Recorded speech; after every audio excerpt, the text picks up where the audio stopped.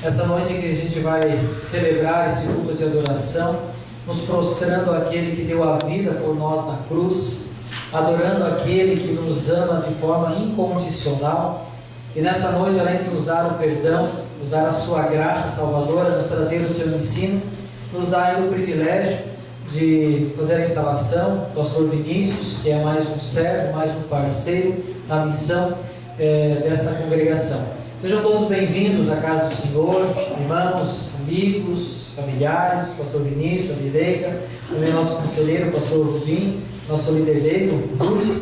Nós possamos render juntos em uma só voz o canto, a adoração, o louvor a esse nosso Deus. É pela graça de Deus que estamos aqui na casa de nosso Pai, e estamos por motivos que fizeram com que pudéssemos dar glórias e louvar ao nosso Deus, que é Criador do Universo e é Criador de cada um dos que estão aqui presentes, como de todas as pessoas do mundo inteiro. Nós, nas leituras bíblicas, tivemos destaques sobre a importância de nós sermos lembrados por Deus, porque temos muitos motivos para louvarmos a Ele. Tínhamos até mencionado sobre a questão dos impostos. Hoje não vamos falar de impostos e do porquê dos mesmos, porque temos outros motivos para louvarmos ao nosso Deus. E isso está expresso no Salmo 96, versículo 2, onde nós lemos: cantem ao Senhor e o louvem, anunciem todos os dias que Ele nos salvou. Falem da sua glória às nações, contem a todos os povos as coisas maravilhosas que Ele tem feito. Baseados nesse salmo, que inclusive é bem mais extenso, e ele fala de outros momentos que nós temos motivos para louvarmos ao nosso Deus, nós queremos especialmente fazer algumas colocações e classificando assim os motivos de louvarmos ao nosso Deus. Em primeiro lugar, é preciso que a pessoa reconheça de que foi abençoada para ela ter um motivo para agradecer. Porque enquanto eu não reconheço de que a bênção tenha acontecido, eu sempre vou achar de que as coisas aconteceram porque tiveram que acontecer. Ou eu posso até mesmo dizer de que o sol nasce todos os dias porque é o curso, é o que está determinado. E mesmo assim, talvez queira afirmar de que não existe um Deus que governa, que rege todas as coisas neste universo. Então, em primeiro lugar, eu preciso reconhecer a bênção. E isso me leva ao segundo passo. Aí vem o momento para expressar a minha gratidão. Geralmente, quando eu reconheço de que alguém fez um favor para mim, qual é a palavra mágica que costumamos usar? Obrigado. Obrigado. E é uma palavra que toca o coração do ser humano. É uma palavra mágica. Tanto assim que alguém inventou. Alguém uma vez colocou de que um escritor, ele ficou famoso, e alguém havia afirmado de que cada palavra que ele dizia valia pelo menos 50 centavos. Ao que daí alguns universitários escreveram uma carta e dissessem que ele lhes mandasse uma palavra que valesse 50 centavos. E mandaram junto os 50 centavos. E ele mandou a resposta. Qual foi a resposta? Muito obrigado. Obrigado. Uma palavra. É só uma expressão que ele usou naquele momento, e de fato sabemos de que quando nós chegamos a expressar a nossa gratidão com um muito obrigado, significa de que eu reconheço de que as bênçãos de fato vieram da parte de alguém. E aqui no salmista ele louva a Deus pelas coisas que Deus tem feito, e ele inclusive explica do motivo: cantem ao Senhor e o louvem, anunciem todos os dias que Ele nos salvou. Esse era o motivo. Ele nos salvou. Gratidão. Gratidão de fato é algo que deve acompanhar o ser humano no decorrer de toda a sua vida, porque senão ele se torna uma pessoa amarga, e com certeza até mesmo os amigos vão acabar se afastando dele. Até conta-se a história de que certa vez um menino, ele estava brincando perto do cais, quando o menino desesperou e caiu dentro do mar. E um marinheiro que viu isso acontecendo, preocupado com o que podia acontecer com ele, ele se jogou no mar e tirou esse menino daquelas águas que estavam correndo o perigo de perder a sua vida. E assim o menino foi salvo e alguém levou ele para casa. Passaram-se 2 dias e veio uma mulher procurando aquele marinheiro. Perguntou: foi o senhor que tirou o menino da água do mar? Ele falou: sim, fui eu, minha senhora. Por quê? E cadê o chapéu que ele estava usando? Quer dizer que aquela mulher não estava grata a Deus e àquele homem pelo fato de ter salvado o seu filho, mas estava preocupado com algo que não tinha valor naquele momento. Era algo material. E assim nós somos lembrados, inclusive quem participa dos grupos de estudo do PEN deve ter percebido de que muitas vezes nós somos mais tentados a pedirmos a Deus e a louvarmos a Deus por quais bênçãos? Bênçãos materiais. E geralmente se consegue juntar um público maior quando é oferecido alguma coisa em que lhe dá esperança de que ele possa adquirir mais alguns bens materiais, ou quando ele pode ser beneficiado de uma forma física. E aí quando alguém diz de que eu vou dar-lhe a cura, isso atrai pessoas. Ou quando alguém diz de que você vai ter tudo em dobro, isso vai movimentar ou vai fazer com que as pessoas assim se agarrem em determinadas esperanças que só servem para esta vida, mas que no dia em que Deus chamar a pessoa deste mundo, essa esperança acaba. Na verdade, o nosso motivo de louvarmos o nosso Deus vai muito além. Nós sabemos de que Ele nos deu a salvação. Assim passamos para o terceiro passo. No momento em que nós reconhecemos de que fomos abençoados, no momento em que nós expressamos a nossa gratidão a Deus, louvamos a Deus pelas coisas que Ele tem feito por nós, aí é que nós começamos a criar um vínculo com tal pessoa, ou no caso, com o nosso Deus. E o vínculo, ele compromete daí a pessoa. Vamos supor que se de repente 2 jovens eles começam a namorar, vem o noivado e vem o casamento. O vínculo foi aumentando e até que por fim cada um assumiu um compromisso de um para com o outro. Assim também acontece em relação à nossa gratidão ao nosso Deus, que se expressa através do vínculo que nós temos com o nosso Deus. E aí passa a outra parte, o versículo 3 do salmista, que disse: falem da sua glória às nações, contem a todos os povos as coisas maravilhosas que Ele tem feito. Portanto, nós temos motivos para louvarmos o nosso Deus e não apenas ficarmos contentes com isso, mas sim, a partir do momento que nós criamos um vínculo com o nosso Deus, e esse vínculo foi criado por Deus em nós, através da fé que foi gerada pelo Espírito Santo. E aí é que nós nos comprometemos com aquilo que Deus tem feito por nós e queremos anunciar isso a todas as nações.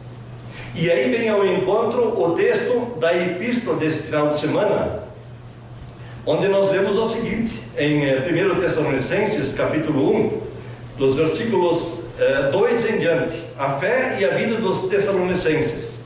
Diz o apóstolo Paulo: nas minhas orações sempre damos graças a Deus por todos vocês e nunca deixamos de pedir em favor de vocês, pois lembramos na presença do nosso Deus e Pai como vocês puseram em prática a sua fé, como o amor de vocês os fez trabalhar tanto e como é firme a esperança que vocês têm no nosso Salvador Jesus Cristo. Aí nós vemos a gratidão que o apóstolo Paulo sentia pelo fato de saber de que o trabalho iniciado por ele, provavelmente lá pelo ano 50 depois de Cristo, ele foi um trabalho abençoado por Deus e portanto teve continuidade, porque o apóstolo Paulo havia sido expulso daquela cidade, e ele foi expulso não porque ele havia aprontado, mas unicamente porque ele anunciava a mensagem da salvação através de Cristo Jesus. ele falava a respeito da ressurreição dentre os mortos, e isso não era bem aceito pela sociedade e pelas pessoas. Foi por esse motivo que ele foi expulso daquela cidade. Mas acontece de que as autoridades conseguiram se ver livre do apóstolo, mas a palavra que havia sido semeada pelo apóstolo Paulo e que havia sido trabalhada pelo Espírito Santo nos corações daquelas pessoas, esse trabalho não parou. E ele continuou, aqueles tessalonicenses, eles continuavam dando testemunho daquilo que eles aprenderam da parte do apóstolo Paulo. E eles faziam esse trabalho de uma forma desinteressada. De fato, se preocupavam em vivenciar a sua fé. Por isso é que diz o apóstolo Paulo que, em primeiro lugar, ele dava graças porque eles puseram em prática a sua fé. Ter fé é uma coisa, agora viver na fé é um pouquinho mais complicado. Quando nós queremos, de fato, vivenciar tudo aquilo que Deus nos tem ensinado. E nós bem sabemos que não conseguimos fazer isso. Foi por esse motivo que Deus teve que mandar seu Filho Jesus Cristo para que Ele fizesse a primeira parte, limpasse os nossos corações, purificando-nos do pecado, fazendo com que assim purificados é que pudéssemos levar com a nossa boca a mensagem que é de Deus, mas mensagem essa que trabalhada pelo Espírito Santo transforma vidas.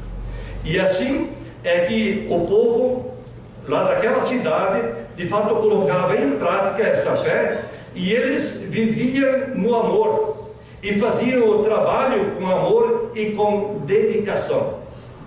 Assim nós vemos de que Deus se agrada do trabalho que é feito numa congregação sob a orientação e sob a bênção do Espírito Santo. E quando nós somos guiados pelo Espírito Santo, daí não existem competidores entre aqueles que estão trabalhando. E especialmente nós vemos aqui numa situação, até brinquei com o pastor Jackson, né, que faltava um para completar a Santíssima Trindade aqui nessa congregação, né? Temos agora uma paróquia, mas são 3 pastores que vão atuar.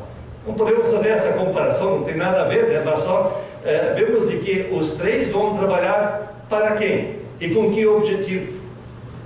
Continuamos sendo pessoas que foram compradas pelo sangue de Cristo para fazermos a mesma coisa. Porque ninguém de nós vai dar a sua vida numa cruz para poder dar salvação para uma outra pessoa. E a própria Bíblia diz de que se nós nos agarrarmos e temos somente esperança nas coisas que os seres humanos fazem, quando é que acaba a nossa esperança? Assim que a pessoa morre. Com ela moriria também a nossa esperança. Assim nós vivemos na esperança, assim como os tessalonicenses também viviam, porque eles sabiam de que o que eles precisavam fazer era o trabalho de anunciar o Evangelho e estarem preparados para a segunda vinda de Jesus Cristo.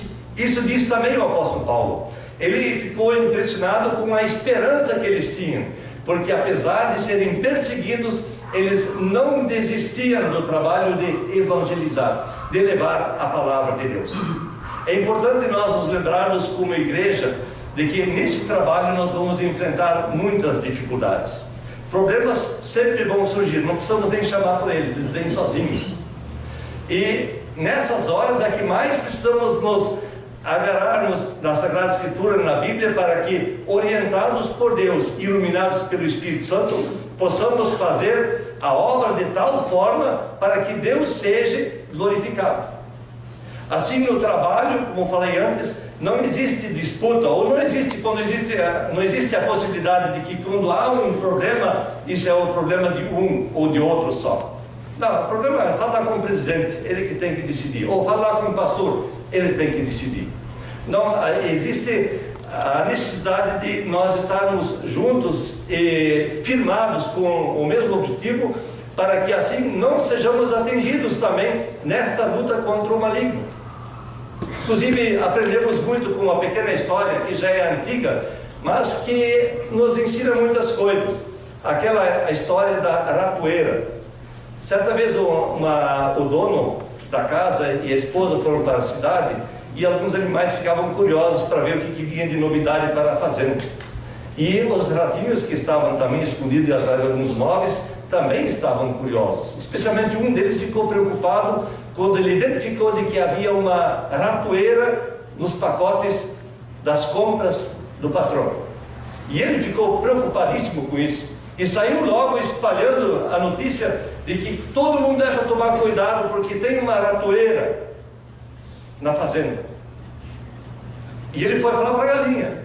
E a galinha disse: tem uma ratoeira? Puxa, mas eu acho que não vai ser nenhum problema para mim. Mas pode deixar, eu vou colocar você nas suas orações, porque afinal de contas a ratoeira é comprada para quê? É para pegar a galinha, né? É ratos mesmo. Então eu vou incluir você nas minhas orações. O rato foi falar com o porco.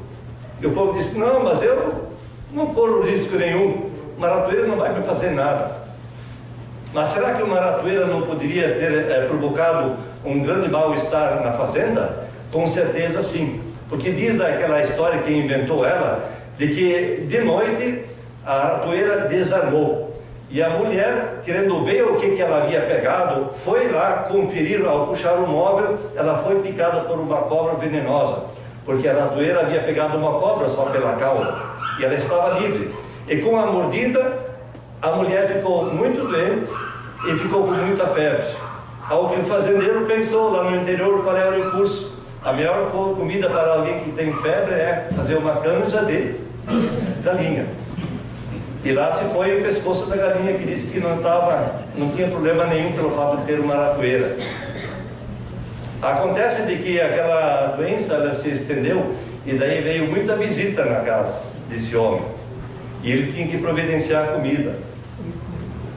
A vez de quem chegou? Do porco. Moral da história: quando nós temos um problema, nós devemos lembrar de que a Bíblia nos faz alerta, dizendo de que o diabo, nosso adversário, anda em derredor como um leão que ruge, procurando alguém para devorar. Resistir firmes na fé. Isso significa de que se nós somos alertados por Deus de que existe algum perigo, nós temos que tomar uma atitude para assim superarmos aquela dificuldade. E nós, como igreja, temos que reagir quando às vezes o mundo tenta nos incutir algumas filosofias que não tem nada a ver com a vida do dia a dia. Quem de vocês não escutou alguma coisa a respeito do tal do assunto gênero? Graças a Deus de que muitas igrejas se manifestaram, e não somente igrejas, mas pais de famílias, e começaram a falar sobre esse tema. Porque geralmente nós ficamos acomodados, porque ficamos ouvindo todos os dias as novelas nos incutindo isso, e impondo isso e colocando isso em prática, e ficamos surpreendidos quando de repente ouvimos um filho pequeno dizer um palavrão, ou até mesmo ter determinadas atitudes que nos escandalizam, e perguntamos: onde é que ele pode ter aprendido? É que às vezes nós não prestamos atenção ao que está acontecendo à nossa volta. Nós precisamos aprendermos a reagir diante de determinadas situações. Assim como aqui nós vamos ter agora a instalação do pastor Vinícius, ele veio com o objetivo de fazer parte desse trabalho nessa seara de Deus. Não veio para competir com ninguém. Assim, com certeza, se há um problema para ser resolvido nessa congregação, nós vamos ver 3 pastores se reunindo e estudando o que será que Deus gostaria que nós fizéssemos nesta hora para tentarmos solucionar o problema. Ao mesmo tempo, quando eles vão ver alguém que está passando por dificuldades, com certeza eles vão se unir para irem ao encontro, para levar do amor de Deus, que nos traz o consolo, que nos traz o amparo, mas que especialmente nos alimenta espiritualmente, para estarmos preparados e continuarmos tendo esperança na certeza de que a salvação já é algo nos garantido por Cristo Jesus. Por isso pedimos de que Deus continue abençoando o trabalho desta congregação, Deus continue abençoando os pastores Dalton, Jackson e Vinícius, para que juntos eles possam dedicar as suas vidas no trabalho de semear a boa semente da palavra de Deus, tendo a certeza de que os resultados vão surgir, porque Deus é que vai trabalhar esta palavra nos corações de cada membro, de cada ouvinte. Que Deus, portanto, abençoe a congregação, abençoe aos pastores, e que Deus seja louvado e que Deus seja glorificado pelo fato de termos mais um pastor trabalhando no Lutival, no nosso distrito. Amém.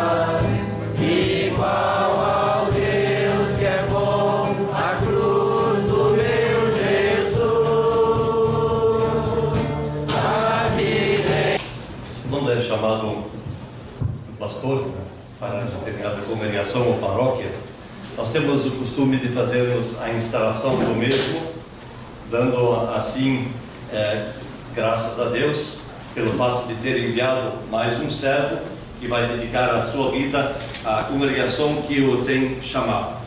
Por isso eu convido que os pastores, aqui o Sr. Dalton, o Sr. Jacques também aqui à frente, e convidamos o pastor Vinícius que se posicione na nossa frente. E nós vamos proceder à instalação seguindo a liturgia que nós temos e que é usado na Igreja Luterana. Prezado irmão, uma vez que você aceitou o chamado desta congregação Concórdia e assim estás assumindo a responsabilidade de trabalhar para o reino de Deus, assim também és lembrado por Deus de que deves administrar os sacramentos e oficiar os mesmos da mesma forma como forem instituídos por Deus. Como servo do Senhor Jesus na terra, é seu dever pregar e ensinar a doutrina pura da palavra de Deus, administrar os sacramentos conforme a ordem de Cristo, instruir as crianças e os jovens, admoestar os pecadores, ajudar os fracos na fé, ir atrás dos perdidos, confortar os aflitos, amparar os necessitados, visitar os doentes, consolar os abatidos, enfim, cuidar de todas as pessoas que lhe foram confiadas, sempre orando pelo bem-estar espiritual delas. Você deve ser dedicado ao estudo particular e na meditação da palavra de Deus, cumprir o seu ofício de acordo com esta palavra, ser um bom exemplo na maneira de viver diante da família e de todos, a fim de não cair em escândalo e desonra e assim seja difamado o ministério de Cristo. Diz o apóstolo Paulo: se alguém quer muito ser bispo na igreja, está desejando um trabalho excelente. O bispo deve ser um homem que ninguém possa culpar de nada.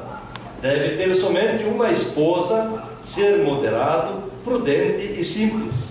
Deve estar disposto a hospedar pessoas na sua casa e ter capacidade para ensinar. Não pode ser chegado ao vinho nem briguento, mas deve ser pacífico e calmo. Não deve amar o dinheiro. Deve ser um bom chefe na sua própria família e saber educar os seus filhos de maneira que eles lhe obedeçam com todo o respeito. É necessário que o bispo seja respeitado pelos de fora da igreja, para que não fique desmoralizado e não caia na armadilha do diabo.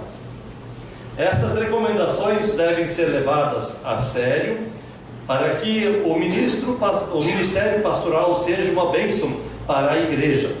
Assim, é seu dever cumprir tudo o que Deus pede, não por obrigação, mas motivado pelo amor de Deus que está em você, e que o capacita igualmente a amar a Deus e ao próximo. Seja fiel com o dom que há em você e compartilhe com os seus ouvintes a boa notícia da salvação. Portanto, pergunto-lhe na presença de Deus e desta congregação: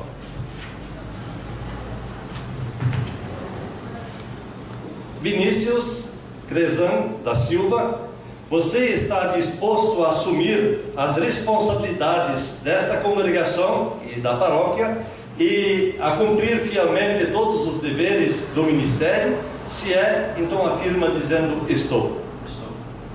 Você está resolvido a pregar e ensinar a palavra de Deus em sua pureza, segundo as confissões da Igreja Luterana, e a valorizar e respeitar os ensinamentos de nosso Senhor com uma vida cristã e exemplar? Se é, então responde dizendo: estou.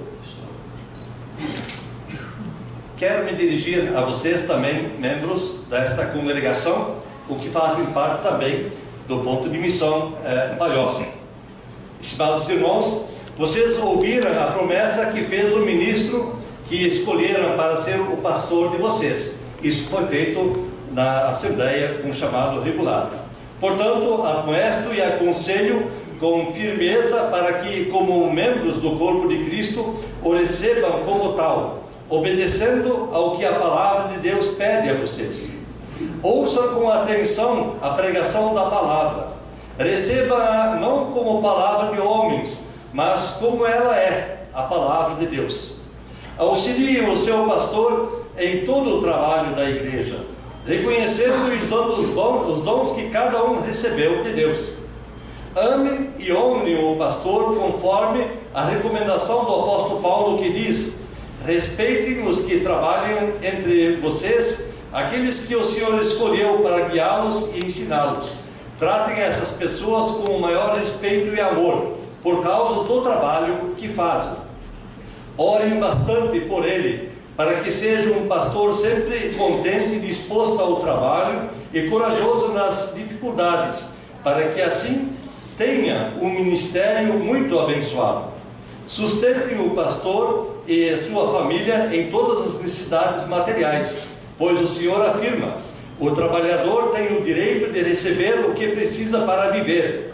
E o apóstolo Paulo declara: quem está aprendendo o Evangelho de Cristo deve repartir todas as coisas boas com aquele que ensina. Lembrem ainda das palavras do livro de Hebreus: obedeçam aos seus líderes e sigam as suas ordens, pois eles cuidam sempre das necessidades espirituais de vocês, sabendo que vão prestar contas diante de Deus. Se vocês obedecerem, eles farão o trabalho com alegria, porque se eles fizerem o trabalho com tristeza, isso não ajudará a vocês em nada.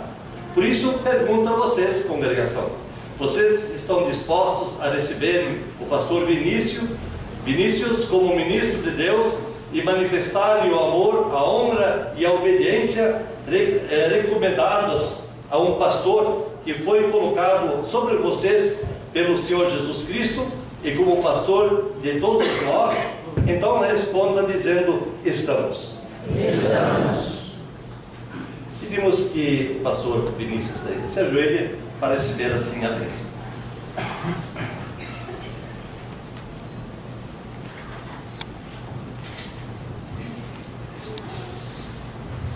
Prezado irmão, em virtude do seu chamado, conforme o costume da igreja, na qualidade de conselheiro do Divale e com a devida autorização do presidente da Igreja Evangélica Luterana do Brasil, pastor Eigon Koperek, eu me instalo como pastor desta congregação em nome do Pai, do Filho e do Espírito Santo.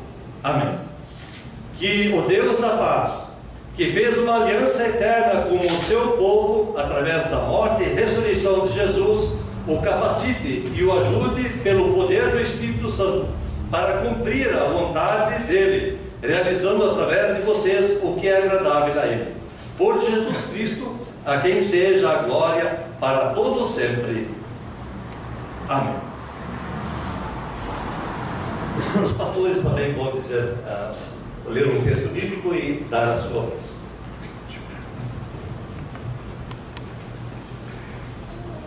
Irmão, amigo e agora colega Vinícius, cuide de você mesmo e tenha cuidado com o que ensina. Continue fazendo isso, pois assim você salvará tanto a você mesmo como os que o escutam. 2 Timóteo 4, versículo 16.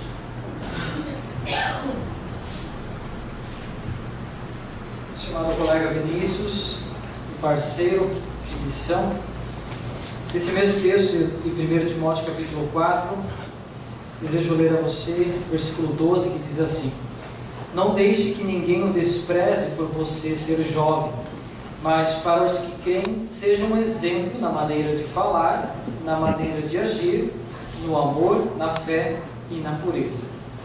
Com a graça de Deus. O teu ministério, pastoreando o rebanho de Cristo com alegria e fidelidade e dedicação, e que o Senhor o abençoe e faça de você uma bênção para muitas pessoas, de tal maneira para que Deus seja glorificado pelos frutos que o Espírito produz através das nossas ações. Deus te abençoe hoje e sempre. O Senhor faça Amém. resplandecer o seu rosto sobre vós e tenha misericórdia de vós. O Senhor sobre vós levante o seu rosto e vos dê a paz.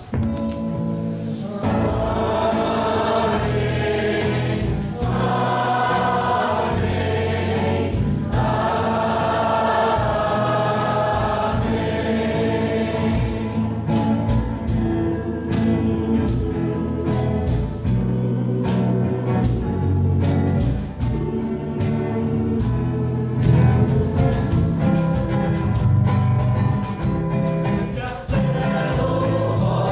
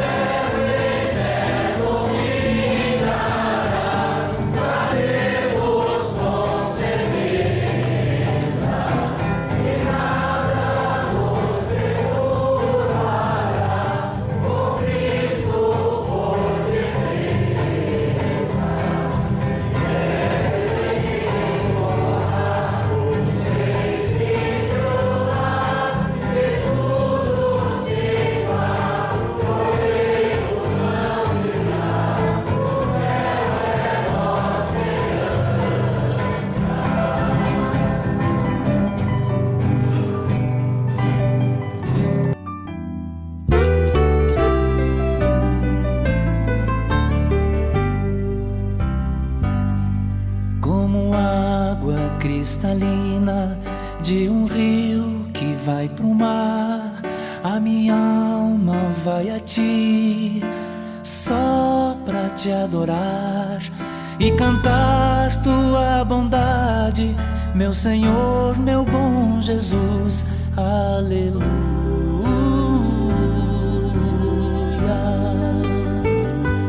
Ó minha alma, o Senhor louvai, assim como a relva verde na encosta da montanha, o meu amor diante de ti do mesmo modo se esparrama, se apegando em tua grandeza, minha rocha, meu Senhor. Aleluia.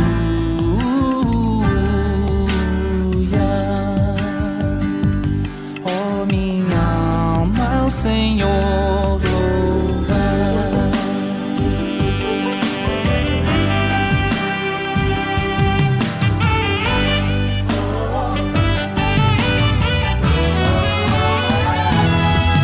Como a abelha necessita do néctar de uma flor, eu não sobreviveria longe de ti, ó meu Senhor, pois tu és o meu auxílio, minha vida e minha paz. Aleluia.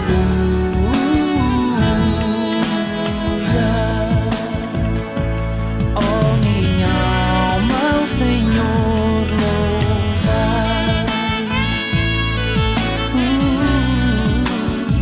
ao Senhor louvai.